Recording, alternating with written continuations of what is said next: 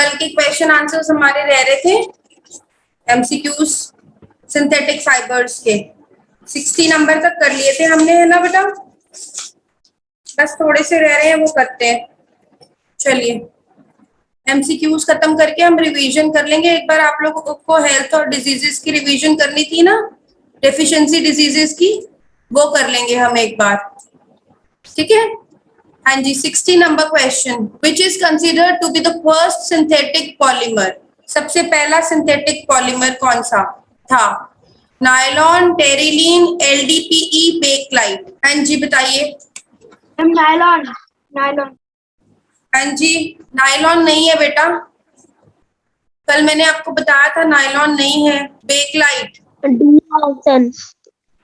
Nylon, polyesters and cotton all possess strength due to intermolecular H bond, van der Waals attraction forces, dipole-dipole interaction, none of these. हाँ जी, शिवमंगल बताओ बेटा, कौन सा bond होता है? Option C ma'am. Option C, dipole dipole interaction नहीं बेटा। Nylon में और पॉलिएस्टर में और कॉटन में कौन सा बॉन्ड होता है? हाइड्रोजन बॉन्ड होता है। Okay, which of the following is not a natural polymer? Natural polymer कौन सा नहीं है बताइए? Starch, cellulose, glyptal, glycogen. Starch जो है वो नेचुरल है, सेल्यूलोज जो है नेचुरल है, ग्लाइकोजन भी नेचुरल है। तो आंसर क्या रह गया आपका?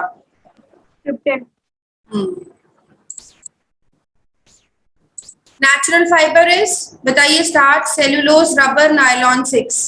सेल्यूलोज है बेटा, स्टार्च जो है वो मैक्रो मॉलिक्यूल है, फाइबर नहीं है। फाइबर वैसे इसका आंसर होना चाहिए, स्टार्च भी होना चाहिए, दोनों ही नेचुरल है। विच of the following can not be recycled? हाँ जी, हाँ जी संकल्प, किसको रिसाइकल नहीं कर सकते हैं? एमडी। प्लास्टिक बाउल्स होते हैं बेटा रिसाइकल, कुकर के हैंडल्स नहीं होते हैं, वो already. 65, which of the following is not true for rayon? Rayon के लिए जो ट्रू नहीं है, it is cheap, it can be dyed in many colors, it can be woven like silk, it is a natural fiber। बताइए।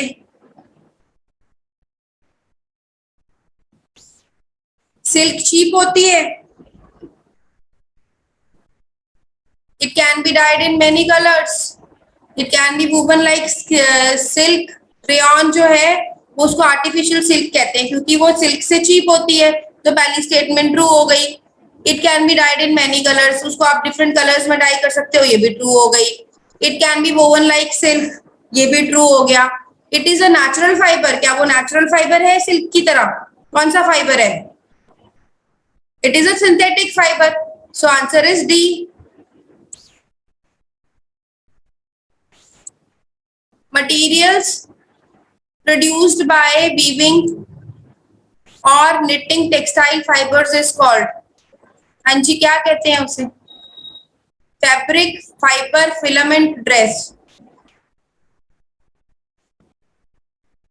बोलो बेटा, जब आप वीव कर देते हो फाइबर को तो क्या बनता है? फाइबर, फैब्रिक बनेगा ना बेटा। फाइबर को जब आप नेट कर दोगे, बुन दोगे, तो क्या बनेगा आपके पास? क्या आएगा? कपड़ा आएगा ना। कपड़े के बाद आपके पास ड्रेस बनेगी, तो क्या आंसर हुआ? फैब्रिक। हाँ जी रिप्लाई तो करो। Yes ma'am. Which fiber gets easily affected by weather conditions? Weather conditions का इफेक्ट किसके ऊपर होगा ज्यादा बताओ? नेचुरल फाइबर्स पे होगा या सिंथेटिक फाइबर्स पे होगा? Ma'am natural fibre. Obviously natural fibres, natural phenomena effect करेगी उन्हें। Name the plastic which resist fire and can tolerate a good amount of heat. बताइए।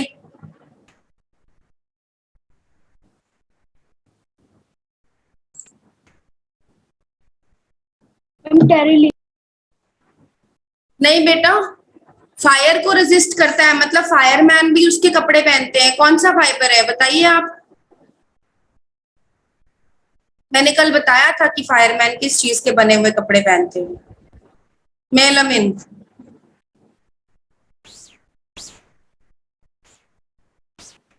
विच of the following is hydrophobic? Hydrophobic मतलब कि जो पानी से दूर भागता है, पानी के साथ बॉन्ड नहीं बनाना चाहता, वो हाइड्रोफोबिक होता है। और हाइड्रोफिलिक होता है जो पानी के साथ बॉन्ड बनाता है, हाइड्रोजन के साथ बॉन्ड बनाता है, वो हाइड्रोफिलिक होता है। तो कॉटन, जूट, लाइनन, पॉलिएस्टर, क्या है इसका आंसर बताइए? Yes, polyester. Nylon is prepared from coal, water, air, all of these. All of this. Polythene is not used for making containers, for storing water, oil and other materials, for waterproofing, for making sheets and for packing and for making shoes soles. किसके लिए नहीं use करते polythene को बताइए? Containers बनाने के लिए polythene use करते हैं? Yes, ma'am. नहीं करते। ये आंसर। वाटर प्रूफिंग के लिए करते हैं, अगर आपको किसी चीज को पानी से बचाना हो तो आप पॉलिथीन से कवर करते हो ना। शीट्स भी बनती हैं उनकी, जैसे छोटे बच्चों के बेडिंग्स में शीट्स बिछाते हैं, वो भी पॉलिथीन की बनती हैं। शू सोल्स भी बनाते हैं इससे, लेकिन क्या नहीं बनाते हैं? कंटेनर्स नहीं बनाते हैं खाना रखने वाले, पानी रखने वाले या ऑयल रखने वाले। Plastic which is commonly used for making the body of automobile batteries and collapsible toys is? बताइए, ऑटोमोबाइल की बैटरीज बनाने के लिए कौन सा वाला प्लास्टिक यूज होता है? PVC, polypropylene, polythene, polystyrene. आप लोग रिवाइज नहीं कर रहे हो बेटा, कोई आंसर नहीं कर रहा है बच्चा। पीवीसी आंसर है इसका। Which is not a polymer, इनमें से कौन सा पॉलीमर नहीं है? स्टार्च, सुक्रोज पॉलीमर है? बताओ। No, ma'am. Yes, this is the answer. Which of the following is a natural polymer? Natural polymer कौन है, कौन सा है? प्रियांशु बताओ बेटा। Ma'am, C. कैसे बेटा? प्रोटीन नहीं है क्या? प्रोटीन ही तो नेचुरली अकरिंग है। Yes, ma'am. Yes, ma'am. Protein आपकी बॉडी में भी बन रहा है, बाहर प्लांट्स में भी बन रहा है, वो कौन बना रहा है? नेचर ही तो बना रहा है, आप थोड़ी बना रहे हो, मैन मेड थोड़ी है। तो protein is the answer. Next 75 का बताइए। Select the natural rubber from the following: isoprene, nitrocellulose, polyethylene, bakelite। इनमें से नेचुरल रबर कौन सी है बताओ? This is the answer, polyethylene। Which one is protein fiber? इनमें से प्रोटीन फाइबर कौन सा है? Cotton, rayon, silk, polyester. Cotton. Polyester is the answer. Which of the following is or are polymers? Plastic, paints, clothes, synthetic fiber। ये चार options हैं आपकी और आपको इनमें से सिलेक्ट करना है नीचे से। इनमें से कौन कौन से पॉलीमर्स हैं? प्लास्टिक्स पॉलीमर्स हैं? इतना कंफ्यूज क्यों हो रहे हो बच्चों? प्लास्टिक्स पॉलीमर्स हैं, हमने पढ़े हैं। पेंट्स पॉलीमर्स हैं, क्लोथ्स पॉलीमर्स हैं। Yes, ma'am.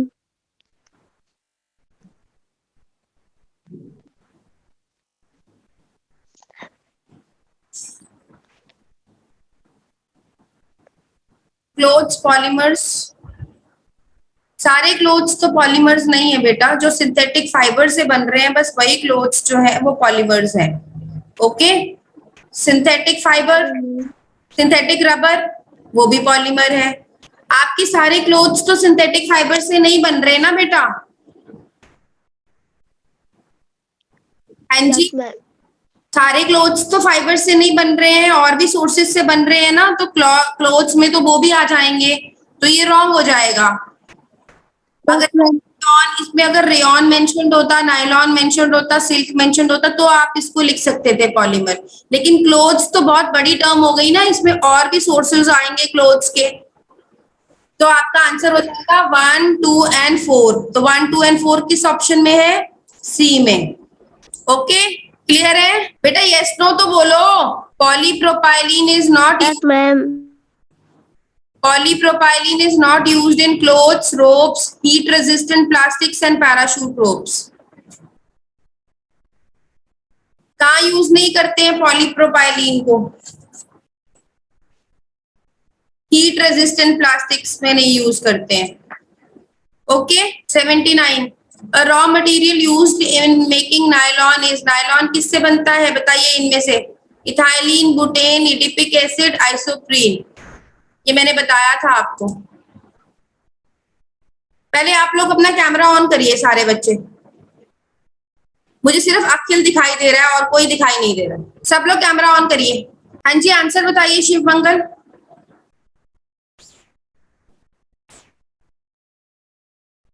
हाँ जी संकल्प बताइए बेटा।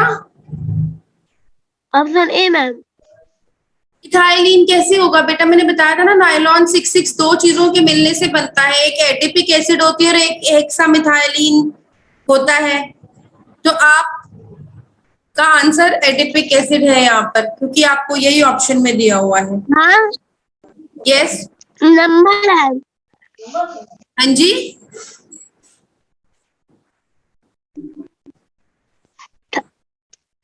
Nylon threads are made up of, किसके बने होते हैं नायलॉन थ्रेड्स? बताइए। Polyamide polymer. Which of the following is a plasticiser, जो प्लास्टिक को सॉफ्ट करता है, कौन सा है प्लास्टिसाइजर इनमें से? 81 का आंसर बताइए। Coconut oil, mustard oil, castor oil, pine oil.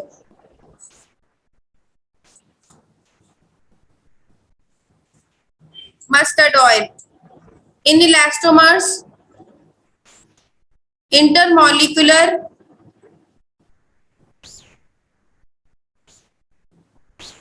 Forces are nil, weak, strong, very strong, कैसे होते हैं इलास्टोमर्स में?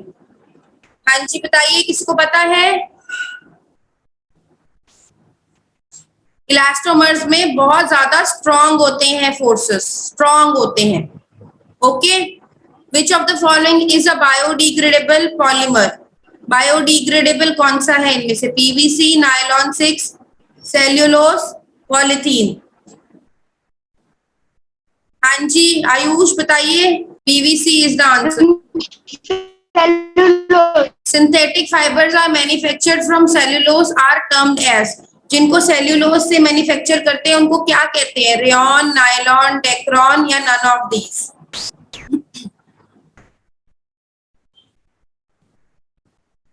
सेल्यूलोज से जिनको मैन्युफैक्चर करते हैं बेटा, मैंने बताया तो है आपको। आंसर इसका तो आंसर आना चाहिए।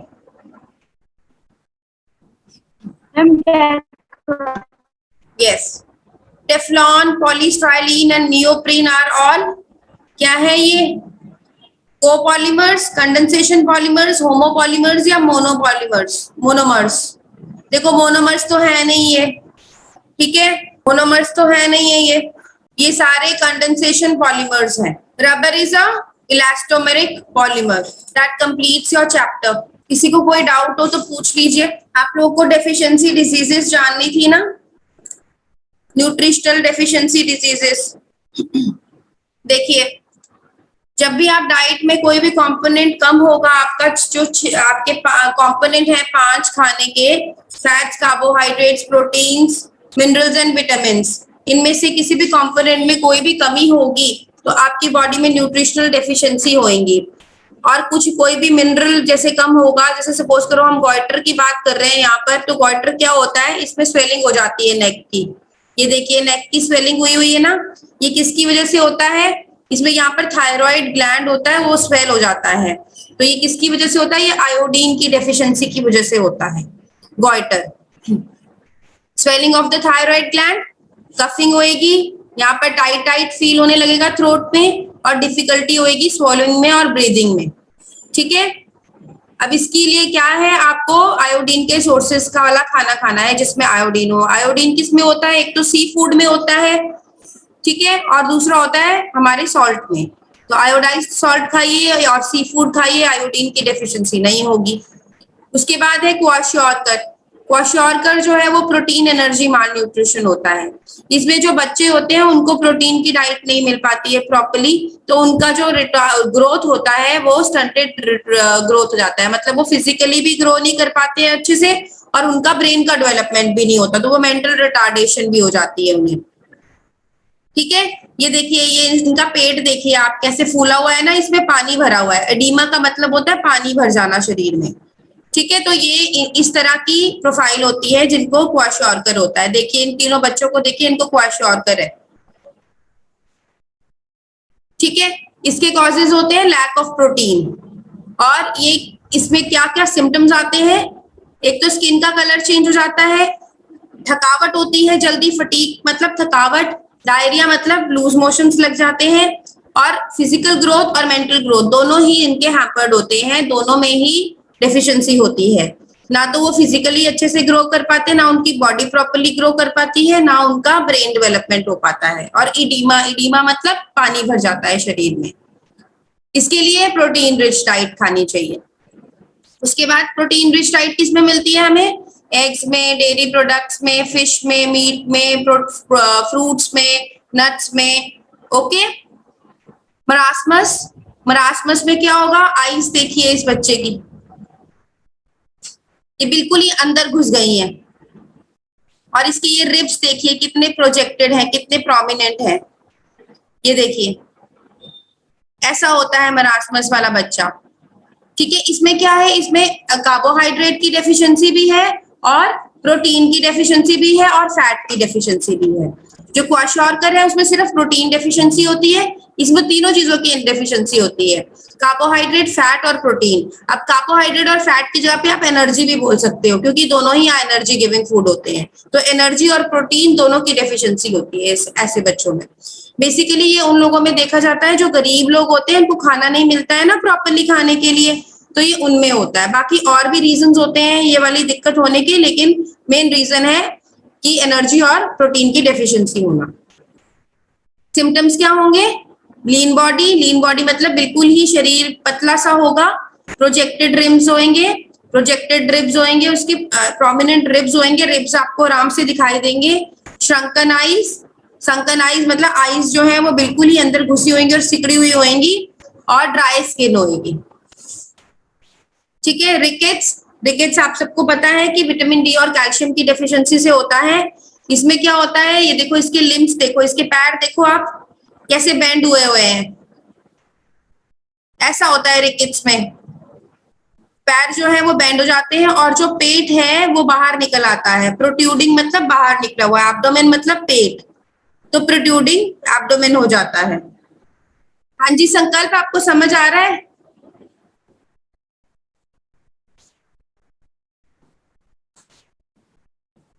Lack of calcium, lack of vitamin D की वजह से होता है ये।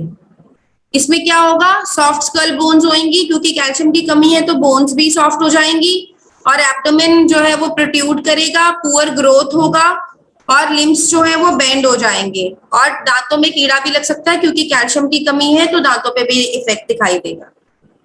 इसके लिए बैलेंस डाइट खानी जरूरी है, जिसमें ऑयल और डेयरी प्रोडक्ट्स हों। उसके बाद विटामिन डेफिशिएंसीज आ जाती है। विटामिन डेफिशिएंसीज, विटामिन ए की वजह से नाइट ब्लाइंडनेस होता है, विटामिन बी1 की वजह से बेरी बेरी होता है, विटामिन बी2 की वजह से ए राइबोफ्लावियोसिस होता है, विटामिन बी3 की वजह से पेलाग्रा होता है, बी5 की वजह से पैरास्थीसिया होता है, बी6 की वजह से अनीमिया होता है, विटामिन बी7 की वजह से डर्मेटाइटिस होता है, विटामिन बी9 की वजह से मेगालोब्लास्टिक अनीमिया होता है, विटामिन बी9 और बी12 दोनों की डेफिशिएंसी की वजह से, विटामिन सी की वजह से स्कर्वी होती है, विटामिन डी की वजह से रिकेट्स होता है, विटामिन ई की वजह से फर्टिलिटी में प्रॉब्लम आती है, और विटामिन के की वजह से नॉन क्लॉटिंग ऑफ ब्लड होता है। तो ये बेटा आपकी डेफिशिएंसी डिजीजेस हैं। नेक्स्ट क्लास में हम कार्बन एंड कंपाउंड्स शुरू करेंगे।